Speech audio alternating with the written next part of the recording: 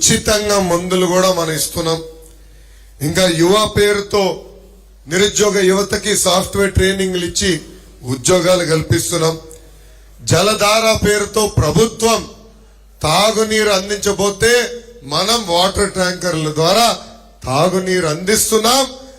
ఏకంగా వాటర్ ప్లాంట్లు కూడా ఏర్పాటు చేసుకున్నాం మనం. ఇంకా అన్నగారు పేరుత ప్లే గ్రౌండ్లు పెట్టాం, టోర్నమెంట్లు కూడా ఏర్పాటు చేశాం.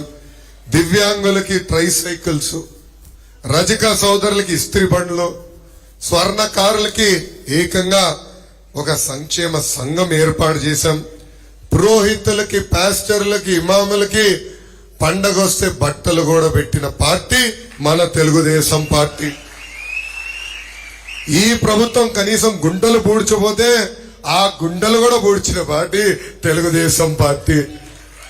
గ్రావెల్ రోడ్ అంటే వర్షాకాలం వస్తే రోడ్ల సమస్య ఉంటే గ్రావెల్ రోడ్లు కూడా మనం వేసాం.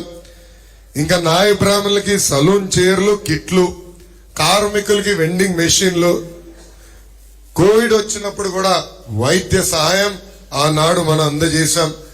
ఆర్ఎంపీ సోదరులకి కిట్లు ఏర్పాటు చేశాం. ఏకంగా ఎండాకాలం వస్తే చలివేంద్రాలు, దాని ద్వారా తాగునీరు, మజ్జిగ అందించాం.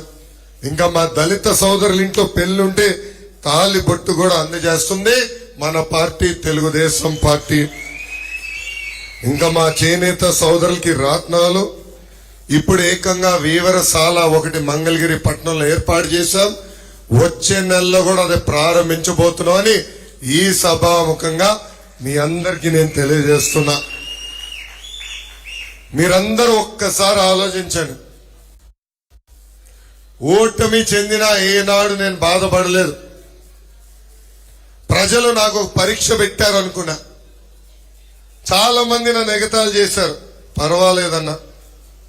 ఒకే ఒకసారి బాబు గారు అడిగారు, మళ్ళీ నువ్వు మంగళగిరి నుంచే పోటీ చేయాలనుకుంటున్నావా అని.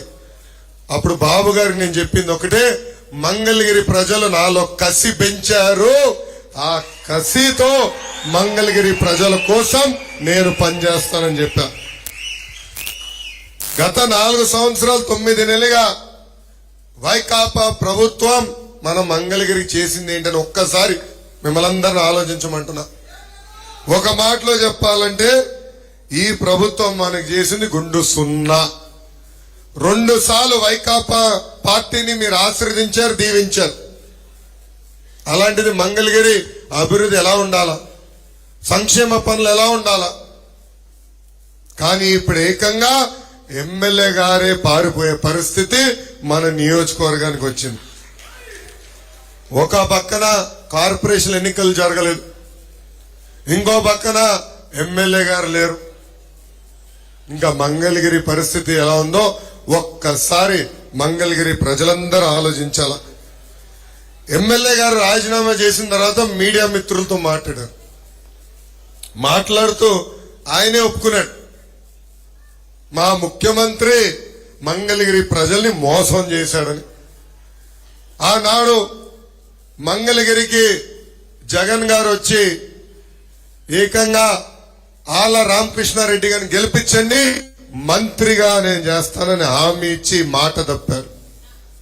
అంతేకాదు మంగళగిరి నియోజకవర్గానికి ప్రత్యేక నిధులు కేటాయించి మంగళగిరి నియోజకవర్గాన్ని అభివృద్ధి చేస్తున్నారు, అది చేయలేదు. ఇంకా ఏకంగా ఆర్కే గారే జగన్ పని అయిపోయిందని చెప్పే పరిస్థితికి ఈ ప్రభుత్వం దిగజారిపోయింది. ఒక మాటలో చెప్పాలంటే ఈ వైకాపా ప్రభుత్వం మంగళగిరి ప్రజల్ని మోసం చేసింది. కానీ మంగళగిరి ప్రజలు నేను హామీ ఇస్తున్నా, మంగళగిరిని నా మనసులో పెట్టుకుని అభివృద్ధి చేసే బాధ్యత వ్యక్తిగతంగా నేను తీసుకుంటాను. గత 4 సంవత్సరాలు 9 నెలలుగా మీరు ఎదుర్కొంటున్న సమస్యలు నేరుగా నేను చూశాను. కష్టకాలంలో మీకు నేను అండగా నిలబడ్డాను.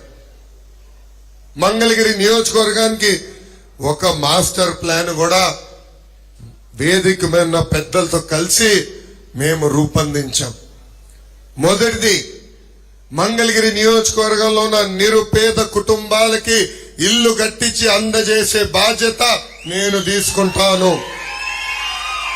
అందుకే ఆనాడు 20,000 ఇల్లు కట్టిస్తానని శిలాఫలకం కూడా వేస్తాం జరిగింది. రెండోది, మన నియోజకవర్గంలో ఎస్ఐడ్ భూములు, ప్రభుత్వ భూములు, ఇంకో పక్కన ఇరిగేషన్ భూములు, ఎండోమెంట్ భూముల్లో దశాబ్దాలుగా ఇల్లు కట్టుకుని నివసిస్తున్న వాళ్ళు ఉన్నారు. ఎన్నికల ముందల ఆ భూములన్నీ రెగ్యులరైజ్ చేస్తారని హామీ ఇచ్చి మాట తప్పింది ఈ ప్రభుత్వం.